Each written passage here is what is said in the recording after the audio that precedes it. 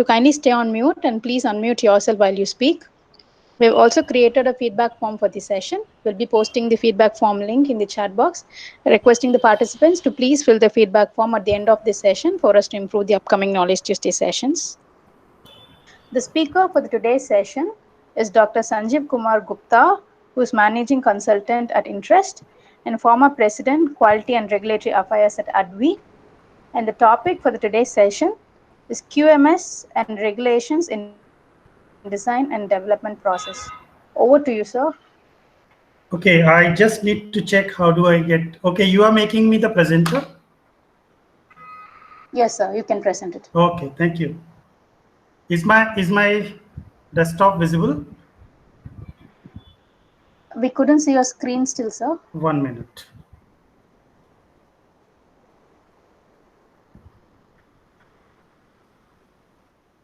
Present now. Okay. Can you see my screen now? No, sir, we couldn't see your screen still. Do I set present now? Share.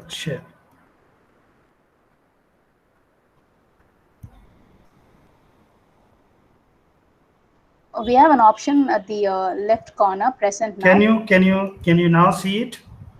Yes, sir, we could, yeah. Sorry for this confusion, but it's okay. Yes, it's fine, sir. Yeah. It's fine. Your presentation looks fine.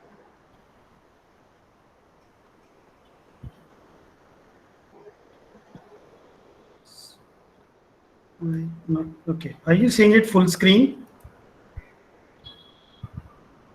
Hello, is this full screen? No? Not yet, sir. Not yet. Is it okay? Yes. Fine. Now. Okay. Good evening, everyone. I'm sorry for this delay a little bit at my end because I'm still not very good with electronic systems. But finally, I got it. That's very good. Thank you all because it's almost ending day for everyone. And all of you have joined for this session, which is being organized by HTIC. Thank you, HTIC, and all the organizers for giving me this opportunity today to talk to the people about QMS and regulation and design and development process. As we move forward, I would certainly like to share a brief on my background, which started in 1995 till this year in 2020. This slide shows the companies where I have worked and the areas or the products which I've handled in my life as a professional quality assurance and regulatory affairs. It's been 25 years of learning, unlearning, and relearning. And perhaps today's session for many could be relearning. For few, it may be learning. And I sincerely would be sharing my experience and learning from all these 25 years, which have been into medical device and in vitro diagnostic device. Now, a bit of a slide about Interest Consulting. Interest Consulting started during COVID times. It took off on 1st of March. And I'm happy to share that in this first 6 months, we are already working with about 8 companies in India and 2 companies in Europe. And this is going to grow. Our footprint is growing. And we are soon going to open our office in US also. And Interest Consulting is basically doing QMS and regulatory consulting. And we are getting attached with people from end-to-end requirements. Now, if you see the logo of Interest Consulting, this logo has been generated keeping in our mind that we are going to help companies and going to help other people from beginning. This is this portion, which is red.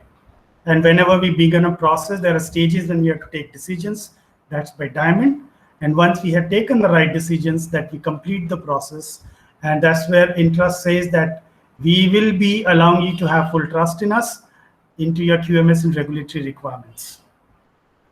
Now, today's focus, I know HTIC is for healthcare technologies, but I still want to make it more specific that HTIC and many more incubators, a lot of incubatees, a lot of institutes, universities, companies are working towards development of those kinds of medical devices which are for patients, either for implants, like you have pacemaker, you may have a prosthetics, or you may have a heart valves, or you need highly sophisticated machines for patient management, or you need a diagnostic test for patient management, or you have a combo where you have a device and you also have a drug into it.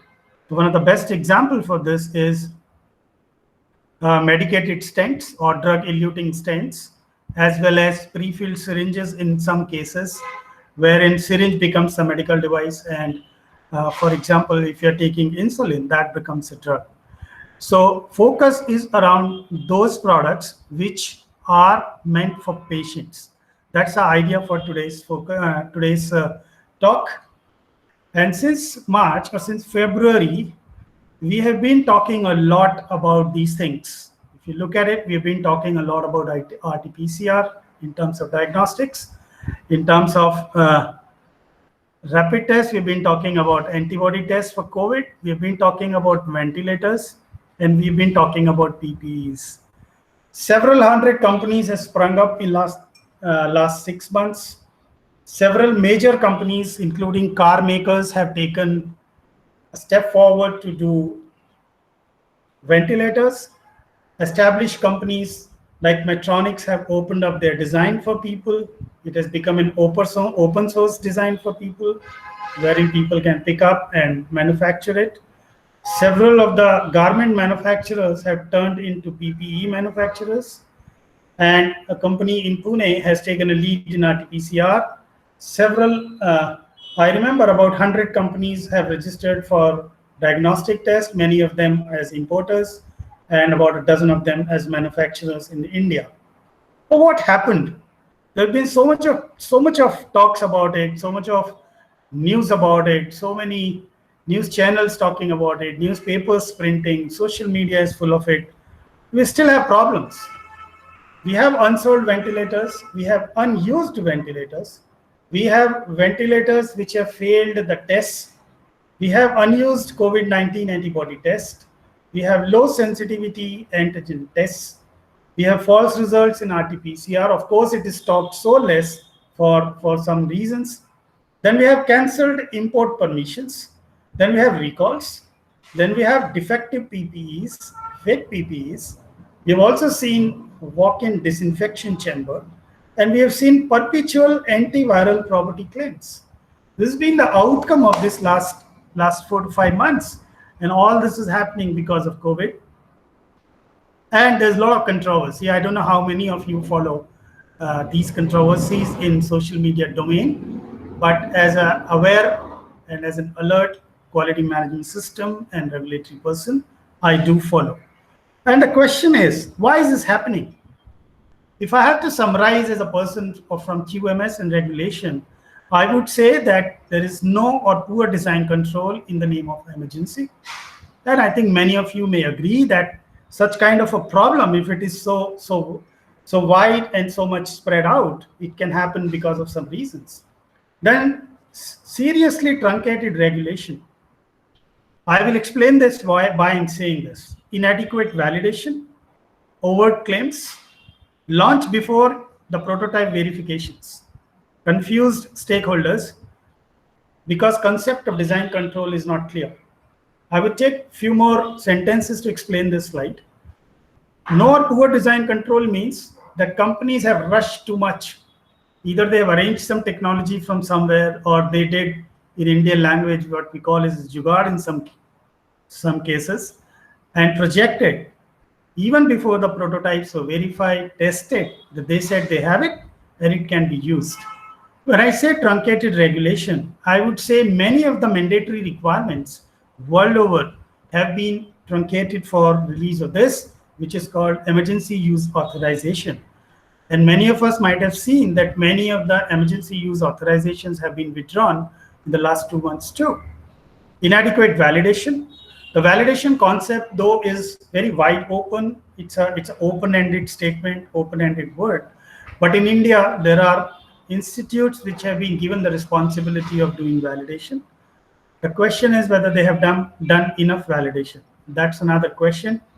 And there are reasons to believe that enough validation has not been done, because of which we have these problems. Overt claims. When I say that, okay, there could be 5 specifications, most companies have gone ahead and said 6 specifications, if not much. So keeping these introductory slides in mind, I want to talk to about startups which are there in HTIC or people who have joined from different incubators, which are supported by the BIRAC and other agencies. Many of the startups start their journey at incubator with an idea.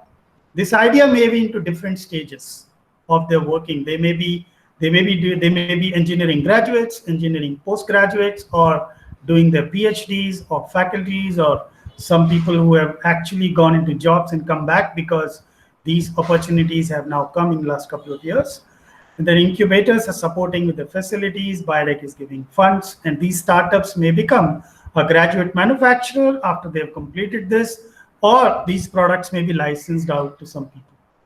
The question is, if we have to prevent these kinds of situations, all of us have to learn something. All of us have to unlearn something and probably relearn something. That's the idea. So I'm going to share what are the basics across all my slides, and going to be drawing your attentions. Maybe many of you know it, but a recap could be good for you. And for those who don't know, they may learn about it. Now, design control, as I said, poor or no design control.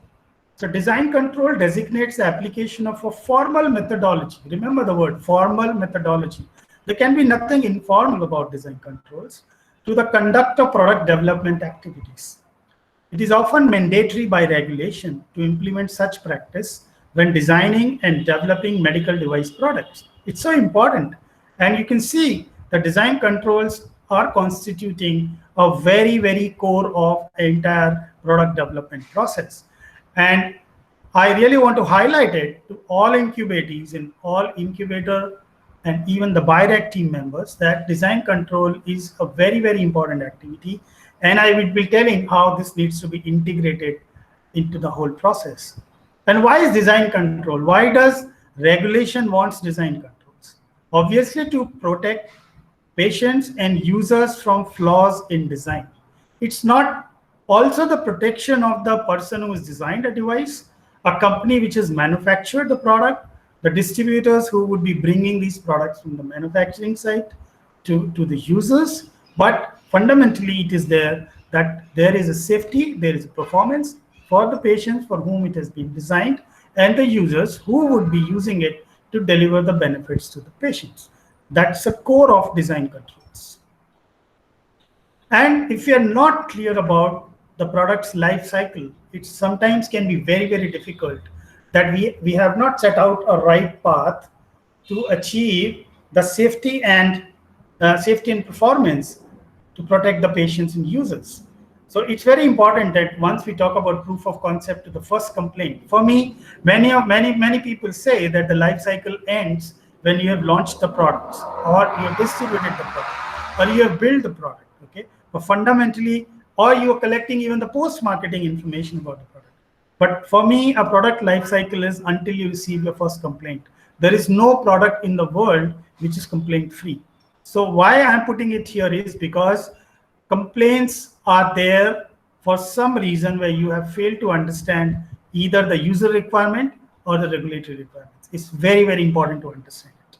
Or you have failed to tell the customer how to use your device, or you didn't design it properly. That's why the life cycle is POC to first complaint. But if I have to explain it in detail, we are talking about a concept which many of the incubatees have, many of the other scientists have, even industries have. Then there is a stage coming of the feasibility where some experiments are done. Then from the feasibility, it enters into design and development phase. Design and development phase, we would be talking in detail because that's the focus of today. From design and development, it goes into manufacturing, which is very, very popularly called as operations in the companies. And then it goes to preservation and distribution. Why I'm using it as a separate block is that preservation can be on-site, preservation can be during the distribution, preservation can be at the point of use. Preservation also talks about physical conditions. It also talks about environmental conditions. Give you one example at this stage is that we have a very simple device which is called urine strip instrument which reads the intensity of the urine strips. Fundamentally, the installation of this instrument has to be done in a clean atmosphere. But because urine is used to test, you would find that 80% of the users keep this machine next to their wash basin. There is water also. That's end use error in terms of preserving the machine. And that's where a responsibility comes in the design, and also to inform them that this has to be kept at the right place and also be monitored from time to time. And then feedback and complaints. And this is the time when regulatory and QMS control covers the whole thing, from design and development to feedback and the complaints. And this is the life cycle for which we are focusing in today. Now, if I have to expand the design and development, many of you may be aware, but few of you who are not, or to recap, the design and development process starts from user need and regulatory profiling of your design, which you want to design. Then enters into design planning. From design planning, it enters into design inputs. From there, once the design inputs are there, you do design activities. Right? Most of this design activities is fundamentally, where the incubation is done. The design activities are performed with the help of some outsourcing partners. Then we have design outputs. In the design output, you may have one of the prototypes, like one which is given here. And then once you reach to the design output, you get the test device, a lot of information. And this is a stage where you actually have to get into design verification activities. And whatever you learn from design verification, it takes you to design inputs. And design verification is verified at the design output. Design inputs are verified at the design output stages. And once everything is in place, we go to the design transfer and we get the actual device which will be sold. And then this integrates into the design validation in the hands of user. So you see two green blocks. One is design verification, one is design validation. Verification is linked with the inputs, validation is linked with the user needs. So there are clear-cut ideas into the procedures and into the entire process of design and development, which has to be considered. And once you have launched a device, it gets into market space, and then post-marketing surveillance and other QMS activities. And then there could be restart activities for some reasons. If you're starting a CAPA, you can see if you get PMS, it can again enters into design input. Please keep this slide in your mind. And I also want to draw your attention to a figure which is shown here. This is a prototype which has come at the design output. But after we have seen everything and we got everything right and validated, we will be selling a kind of device which is looking slightly different, but performing all the activities with the claims that it's safe and having the good performance. Now, how do we get the user needs? This is a very important thing to understand by one and all. An incubatee or an original design owner may be designing something in India, which is known as Me Too. Maybe it's available somewhere in the globe, and I want to make it in India for several reasons. Or an improved Me Too. There is some device which is available in India. I want to add some features to it and make it improved version. That's called improved Me Too. Or there could be something de novo. Why I'm telling you this is, the level of design control, the level of regulation may vary when you work on Me Too, or you work on improved Me Too, or you work with de novo. Why it varies is because for Me Too and improved Me Too, there is tons of information available. However, for de novo, you are dependent on the information which you have thought about, which you have learned from your users. Now, users can be self-users, a primary health center device, a district level hospital device, a specialty level hospital device. Giving you an example now, because of COVID-19, the RT-PCRs are going down to district level hospital from specialty hospitals and specialty labs. Now think about it, when RT-PCR machines were designed, or these laboratories were designed, they had never thought that it can go down to district level hospital. At least in India, it was considered. Okay, but now Government of India has come up with an idea that it will go to district level hospital. Just imagine the user requirements or end user errors which were conceived for RT-PCR when it was designed would need to be reconsidered in this case. And once reconsidered, multiple level of additional training will be given so that it is used safely. Now, coming to the other side of it, you also need to know whether your user is in India or EU or USA or Japan, Australia and Canada. Why I'm saying, or rest of the world, why I'm saying this, where is your user? Because as a company, as a person who's designing something, you want to leverage the patient base. Larger the patient base, better is the money which you will be generating for the company, and better would be the use for larger number of patients and actual benefits which are accrued to the patients. So user needs have lot of areas from where it comes. Okay, and the system says that you have to plan the development based on lot of information.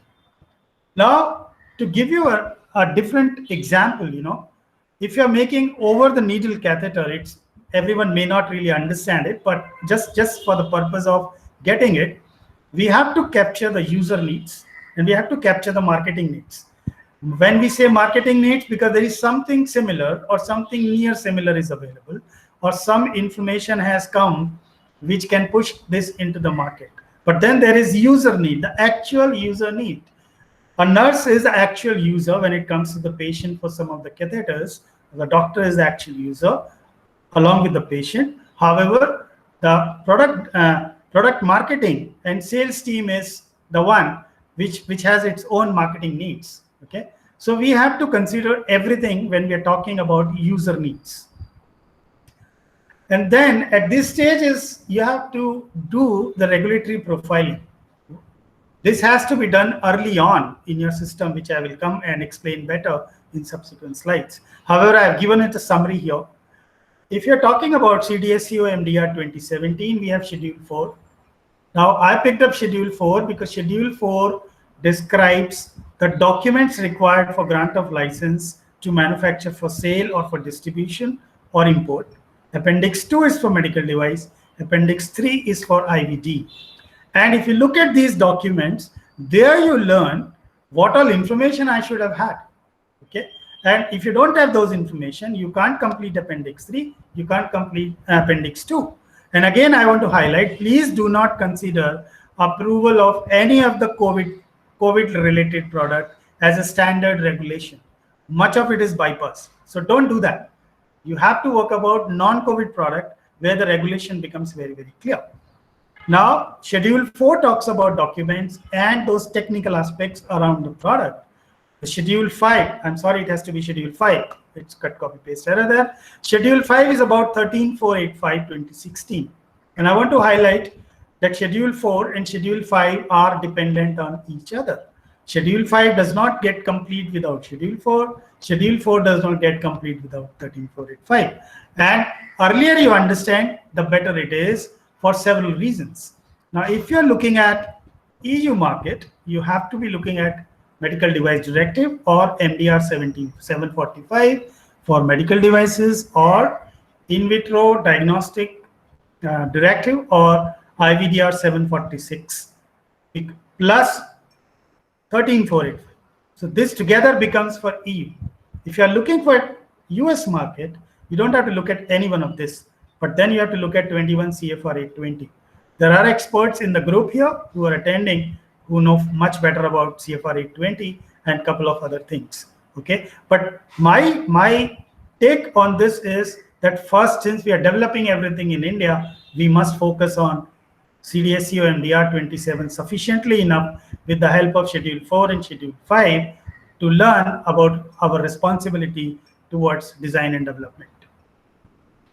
When I expand the regulatory profiling, we should have the product information, sufficient background information. When I say sufficient, it can run into pages. It can run into really, really long pages, long number of pages.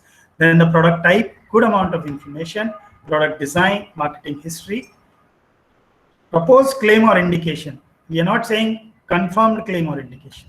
Then identification of different submission phases, clinical trial applications and other types of applications. In India, I would say we're talking about a test license, which is MD12, or we're talking about investigation or clinical performance evaluation for MD24. We also need to understand what could be the licensing application requirements and post-marketing requirements. Then specific requirements to develop the product and support each of the submission phase, because a lot of data is required at each level when we go and submit it. Now, once we have got this information from user needs to regulatory profiling, we enter into clear design planning. Okay, and design planning has to address a complete life cycle, as I said, POC to the first complaint. In the design planning, we have to identify which quality management system, document, procedure, and resulting records would become applicable. Now, how does it say? So there should always be in your planning, there is always a column which is called deliverable. So when you're talking about deliverables, you divide into 3 sections: a document, a record, and a prototype or physical information. So deliverables can be further subdivided, and you will be very, very clear as to what is needed.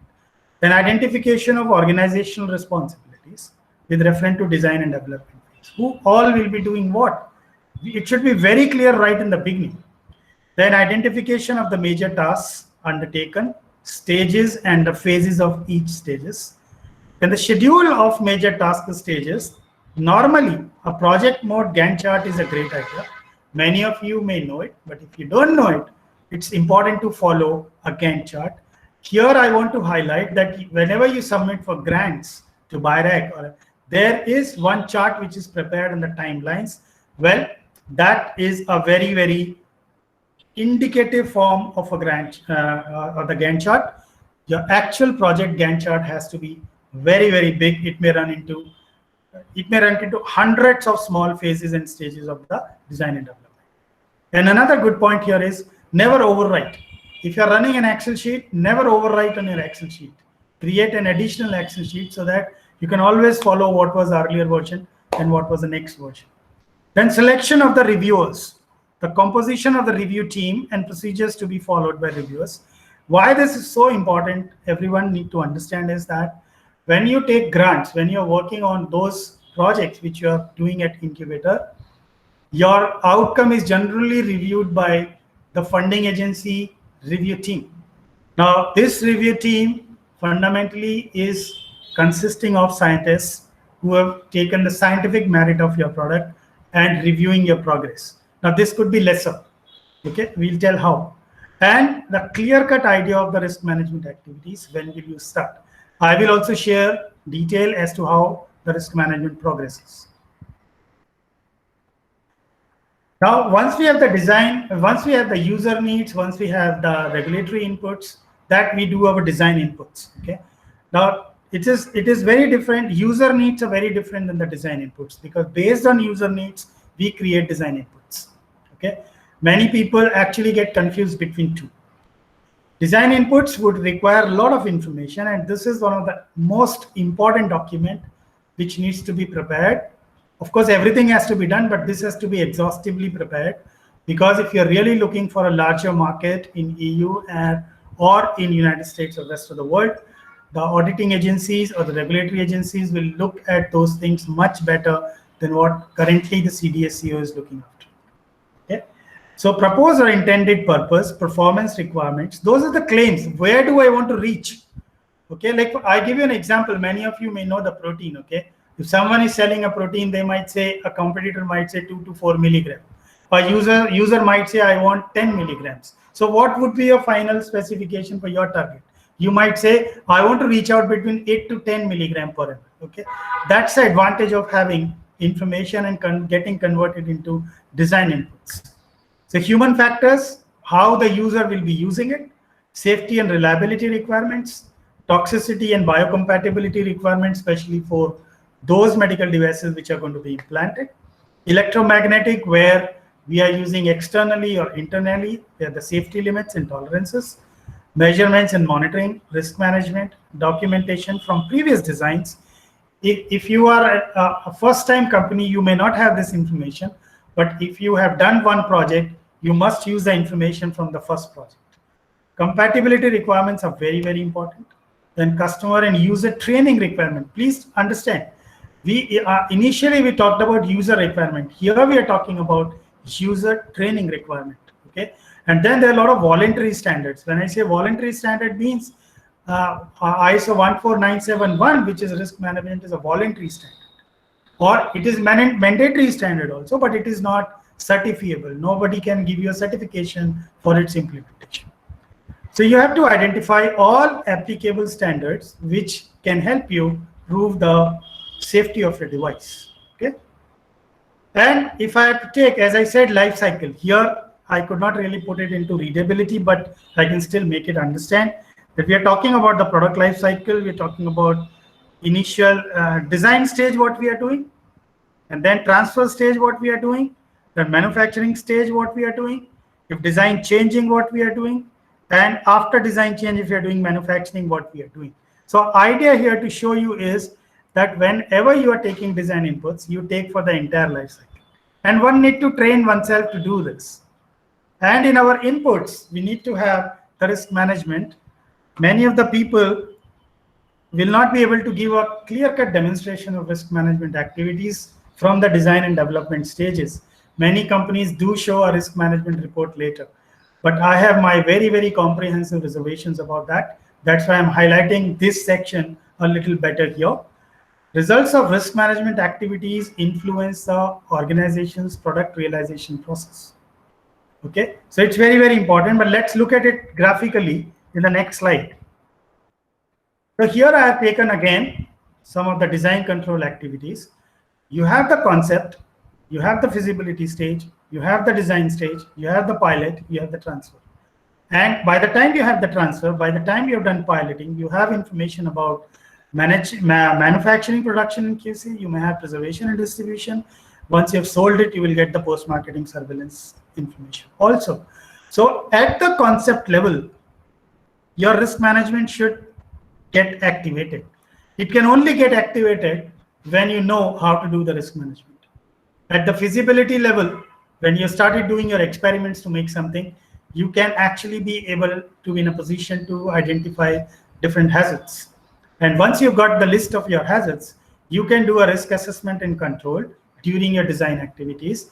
The idea here is that whatever possible hazards which you identify at the time of feasibility, then you address all of them in your design control activities, design and development activities. From there, now you are saying, I did my hazard identification, my risk assessment, I established my control. Please prove it on the pilot. That's what enters into verification. Once we have done the pilot, that we do now benefit risk analysis and we complete our report.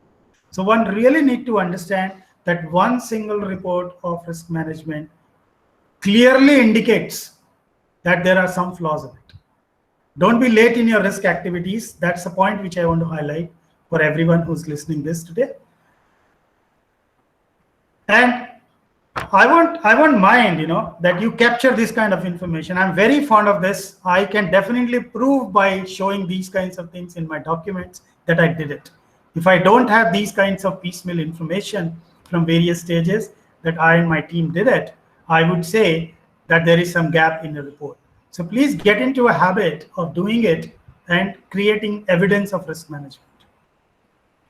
Once you have reached your design and development to design activities, after you completed your inputs, you start doing your design activities, which you may be doing at incubator because incubator is competent enough. That's why they are incubators. You may be taking help from some suppliers, from some service providers, and you of course have to be dealing with them in details. Once you've completed that, you must have the design output. Design output includes the specifications of raw materials, component parts, subassembly. Anything applies based on medical device or IVD. Drawings and part list, customer training materials, very, very important, customer training materials. You see, when the syringes were launched, the first single syringes were launched, sterile syringes were launched in the plastics. Many a time in the beginning, people were reusing it because they were not trained enough that this cannot be reused. It's use and throw, use and discard. Process and material specification, finished medical device, the prototype, the product and the process softwares, quality assurance procedures, manufacturing and inspection procedures, work environment requirement. For example, anybody who's manufacturing an IVD test today need to understand at what stage of the process they need work environment control. Many people are asking what kind of environment should be there for PPE manufacturing or N95 manufacturing. I have seen some institutions showing that they have established machines in a normal room, which is air conditioned. But if you really want to go beyond the regulations to achieve those regulatory targets, maybe you need a class 100,000 atmosphere to do this. If you're making something which needs to be installed, your design output must tell how it will be installed. Then documentation, complete documentation for submission to regulatory authorities. And it'll continue because it's very, very important aspect. You have to justify that appropriate materials have been selected with complete information. Have appropriate facilities being selected, because once you get your process flow chart, you will have to tell what kind of facility has to be created. Is there adequate compatibility of the materials, components, or the service elements? Is the design satisfactory? The component has been standardized. All this information is very, very important in the design output. You see, it's growing. I have captured 33. You may capture 100. You may capture 150. Okay, so please make your design outputs very, very adequate, very, very rich. Don't think that this information is not needed today. It may be needed later. But if you are going beyond design output stage, your verification will remain incomplete if you have not got everything into the documents for design outputs. Then, of course, as I said, physical prototypes will have to be available. And these prototypes have to be in sufficient numbers so that you can test them for verification. Then comes the design verification. Once you have the design outputs, the verification activities may include the testing of the batches of the samples which you have prepared, then some alternative calculations, then comparisons with proven design, inspections, then document reviews. Like I used to do in one of my companies. If I have received a design output and somebody has written that the pH should be between 7 to 9 for this particular stage, I would go back to the raw records of R&D and try to find out on which book, which page number, which date a conclusion was written that pH 7 to 9 is acceptable for this stage. That level of verification has to be done with your raw records. Today, there is a tendency of keeping everything in laptops, in computers. But please make sure that if you're storing that soft data, there is still going to be the raw information which needs to be integrated with your electronic data so that the verification can be done very, very effectively and comfortably. Then we have the design validation. I would read the highlighted portion here. As we said, the validation needs to go to the user needs. So we have to do clinical investigations or performance evaluations or clinical performance evaluations. Very, very important to follow applicable guidelines.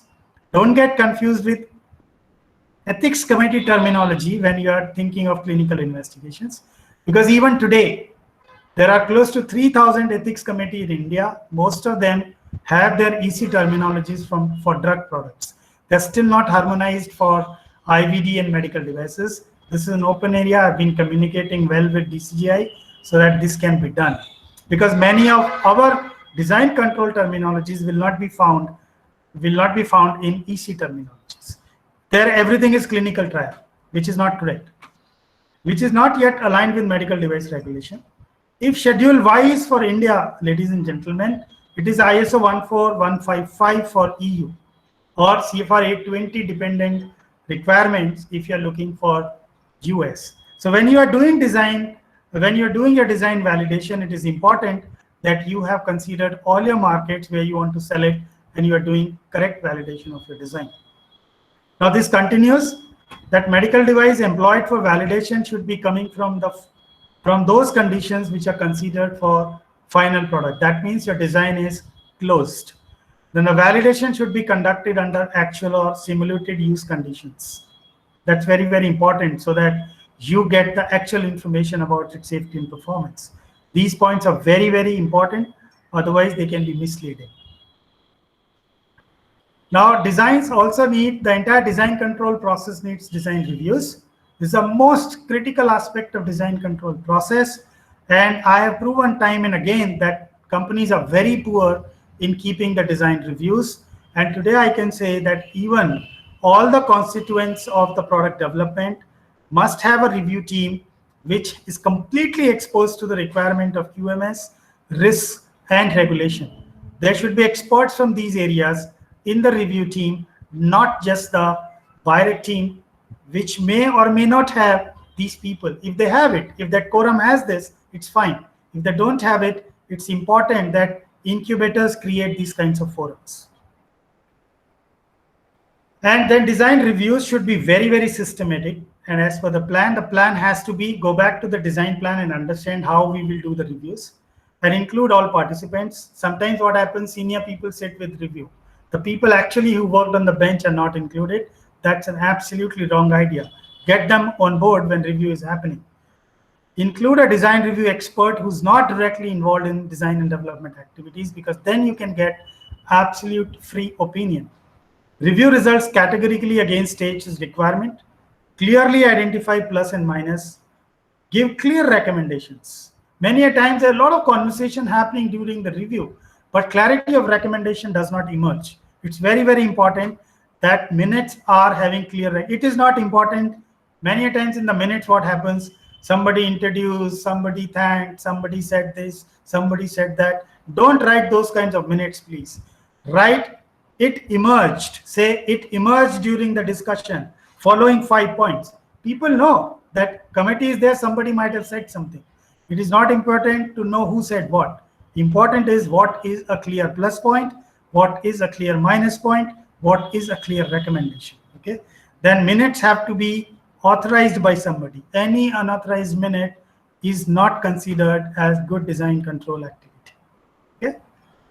Then you have a design history file, which have all this information. That means all you are doing in your design, everything is part of design history. And from design history file, we create a device master file. If I talk about CDSCO MDR 2017, I am saying it's Appendix 2 and Appendix 3. But if you go to EU, if you go to US, there are more terminologies where some people talking about device master record, some people talking about design history record. So it's very, very important that in your design control procedure, you clearly identify what is going to be my history file, what is going to be my master record, what is going to be my history record, and what is going to be my device master file. Create formats so that your team is very clear about it.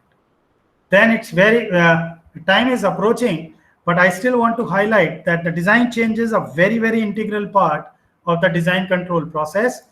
And every regulation, be it Indian, EU, or rest of the world, everyone has very categorical segment of design control that all changes in the design must be captured, must be validated, must be verified, and we should also include the provisions for handling the post-approval changes, which is very, very important.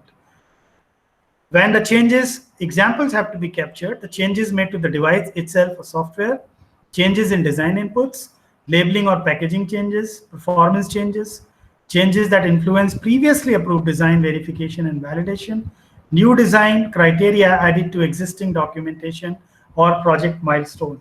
So everything should be meticulously available to see the design changes. Now we are almost reaching to the design control activities. I have few suggestions for the stakeholders here. The stakeholders are innovator or incubatee, BIRAC incubators, and institutions outside these two. So my suggestions to innovator and incubatee is that startup shall build and develop voluntary QMS right from the day you have submitted your project for funding or you started working on it. If not much, at least 4 of the processes must be very clearly developed as a standard operating procedure so that you are starting complying with the requirements, and it's easier to do, it's not difficult, provided you're very clear about QMS.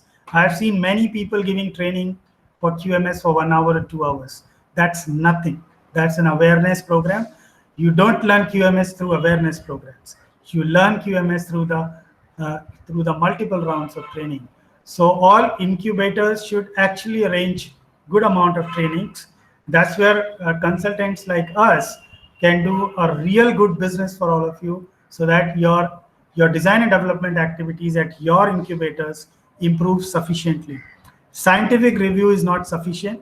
Once we are talking about the medtech products, it needs to go beyond scientific. It needs to go for QMS, it needs to go for regulation, it needs to look at various other aspects. And institutions who partner with you, it is your sincere responsibility to also make them aware, so that your design control documentation, your design control process is fully aligned with the regulatory requirements. So that's for all of you today, gentlemen. I have summarized it. We have covered it in almost 45 minutes. Interest, thank you all for your attention. And always remember, quality management system is about process approach. And a process approach is where there is some input, there is some activity, and some output. So I've captured one for your explanation. In your process approach for a good design and development, you need to have an intent. Unless you have a good intent to do the design control process, you won't be able to do it. You need to have sufficient resources to do it. You need to have good competence to do it. You need to have sufficient training to your team members, and you must be very clear about the process approach. And then, based on 13485, you're doing a smart implementation of this. That's your actual process which you are doing. And then you have an output where you can achieve customer satisfaction and regulatory compliance. Okay. And that's where I would again say that Interest Consulting prepares you for all this and all your associated partners into this. As I said, that goes to the innovator, the incubator, the BIRAC, and the incubator and participating companies. Once again, thank you for all. I'm open for questions. Thank you, sir. So we have few questions lined up in the chat box. We have the first question from Jnana Krishnan. Sir, can you please go ahead and ask your question? We have a few questions from Jnana Krishnan. Yep. Jnana Krishnan, can you please go ahead and ask your question? You can unmute yourself and can ask your question. Okay, let me ask the read out the first question. If present design and development of ventilator has 10 modes of ventilation, how can companies be allowed to manufacture with only one mode of ventilation or ventilator? Yeah. Okay, so that's a question. And if you go to my initial slides where I said this is lacking because the stakeholders are confused, which is why this situation is there. I did pro bono help to one of the person who reached out to me for their ventilator. And I told them in the beginning, guys, this ventilator is not needed in this space today. But they insisted we have to develop, everything is needed. So we helped them. But fact of the matter is, you are right, that people are doing it. How can it be allowed is because stakeholders are not clear about it. That's the reason that it is happening today. But now I'm given to understand that this regulation is getting better and better, and in 2 years from now, all these things are likely to stop. Thank you, sir. So we have next question from Dwara Kantnath. Sir, can you please unmute yourself and go ahead with your question? Dr. Sanjeev, excellent presentation. It was very crisp and to the point. But my question was, what are the areas generally people commit mistakes, and how to reduce the time consumed for taking the approval process? If that can be explained, I think whoever the real interested people might be benefited out of it. Thank you. Thank you, Doraknathji. This is a good question, and I just want to summarize that if there is a clear-cut inclusion of design control and regulatory process right at the grant writing stage, it should be taken up by the BIRAC, that if you are submitting a project for innovation, you have to be very, very clear how you will implement the design control process, not just going by the scientific inputs in the project. That will reduce the errors, And I'm pretty sure once that clarity is there in the project, the time will also reduce. Thank you. Thank you, sir. So we have next question from Rahul Tripati. His question is where he can get this document with the appendix. Rahul, you have to go to the CDSCO website and download the medical device rules from there. At least for India, you have those appendix available in that document. Thank you, sir. Yeah, next few questions from Jnana Krishnan. So how will the MDR affect the CE marking? And also he is requesting to get the contact details and email ID of interest for his QARA. Yeah, so I think you have got the contact details of interest, but I want to ask you, I want to tell you that it's a very, very good thing which you have raised. How does the MDR affect the CE marking? Now, I just want to, I don't know whether you're talking about MDR 2017 or you're talking about MDR 2745. So fundamentally, both are required for CE marking. CE marking is a long drawn process. If your product is not approved in India, you cannot apply for CE marking. Okay, so MDR 27 is important. That's the foundation of your product. MDR 745 adds value to it, and then you can go for CE marking. So Ashna, I can read the questions here and then answer it. Okay. So Vani Mehta is asking a question. What are the difference between design verification and validation?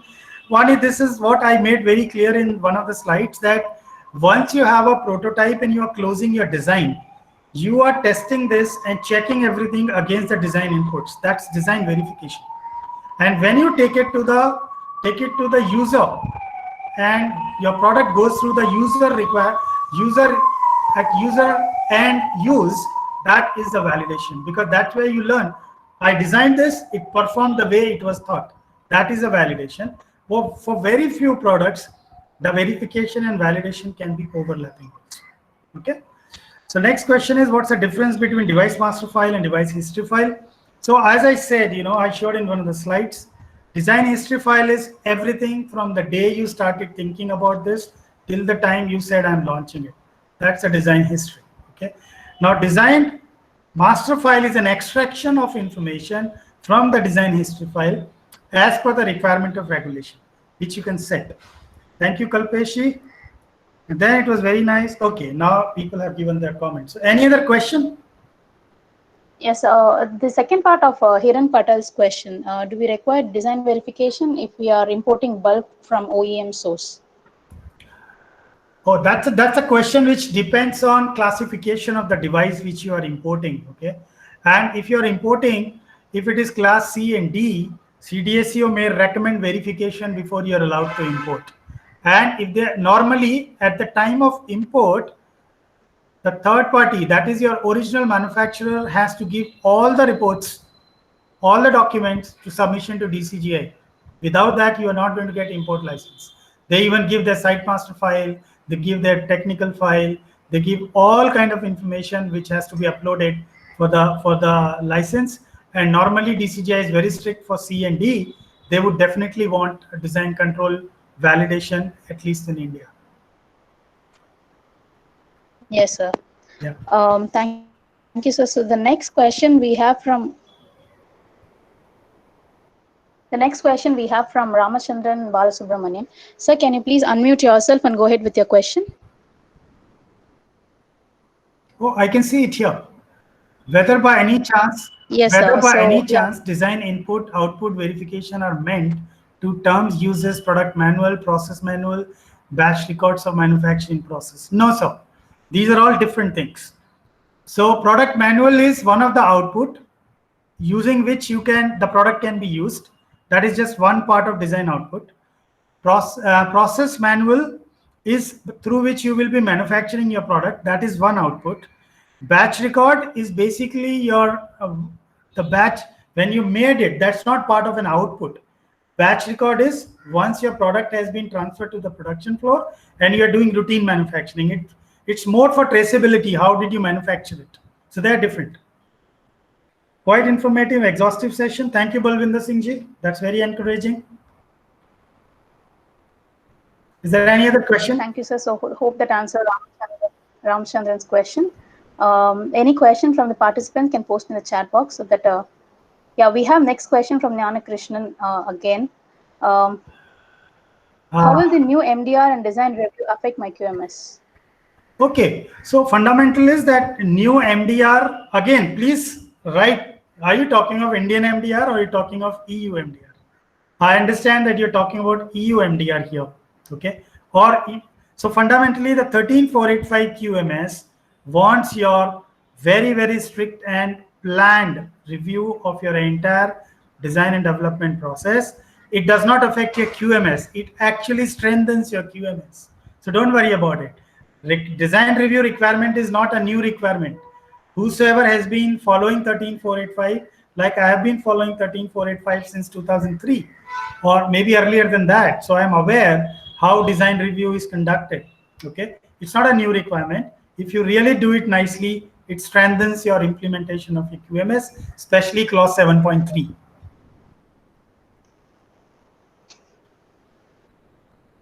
Yes, thank you, sir. Hope that answers Jnana Krishnan sir's question. So yes, yeah, okay. So I would like to ask you a question. Yeah. So generally for startups who are right now into the design, who are right now stepping into a design and development process. So what are the common challenges that these startups face in the design and development process, and how? What will be your suggestions for them? So. Okay, so in my slide, I showed one slide in the last, basically, wherein every kind of startup, first, many of the startup I have seen, they don't want to look at 13485 in the beginning. They think it's not important. Okay, my submission to all the startups would be that as you put in your days to prepare a project for funding or starting your actual design activities, please also spend few days to learn about design and development process control. Also make yourself very competent enough for risk management. Get in touch with people who are experts who can do review. Remember, there is a lot of cross functionality required. Okay, you own the design, you own the concept, but you may not be the only person to make it safe and deriving the best performance of out of your design. You need many more people. So interact with people, get right people, and also BIRAC should be doing it, that every stage review must be supported by those people who really understand the design and development program. As I said, scientific review is not enough. That's not sufficient. And don't rush. Understand the differences. What is a clinical investigation? What is a performance evaluation? What is a clinical performance evaluation? How far you have to go? How much you have to do? Just don't avoid anything, because I am again repeating at the cost of repetition. Forget COVID-19 situation, product launch. These are all, do not train you for anything. Go beyond this. You will get training, because think of the times when you will be doing many more innovations, many more product launches. So you have to be ready. That's what would be my input to you. Yeah. Yes, sir. Thank you, sir. Thank you so much. Yes, sir. So at the interest of time, I would like to mention few announcements before we wrap up the today's session. Yeah. Okay. Today, so we are conducting an Ask Me Anything series. We are hosting Ask Me Anything series on the coming Thursday at 5 p.m. And on the topic Ask Me Anything on creating and enabling entrepreneurial ecosystem in publicly funded institutes. By Dr. Yogeshwara Rao, who is a visiting professor at University of Hyderabad and the former advisor, principal scientific advisor, Government of India.